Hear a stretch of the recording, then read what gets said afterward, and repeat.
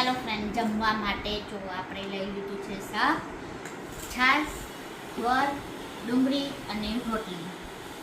ચાલો તમે લોકો બી જમવા ચાલો અને આપણે ટેસ્ટ કરી લઈએ કેવું બન્યું છે. તો સૌથી પહેલાં આપણે જમાડીશું આપણા હસબન્ડને, એ કહેશે આપણે કેવું બન્યું છે. ટેસ્ટ કરીને કહો.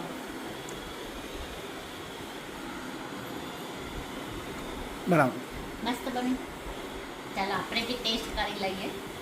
અને મારો વિડીયો કેવો લાગ્યો એ મને કમેન્ટમાં કહેજો જરા. અને મને થોડો સપોર્ટ કરજો. તો મારા વિડીયોને તમે લાઈક કરજો, શેર કરજો અને સબસ્ક્રાઈબ કરજો. Okay friend.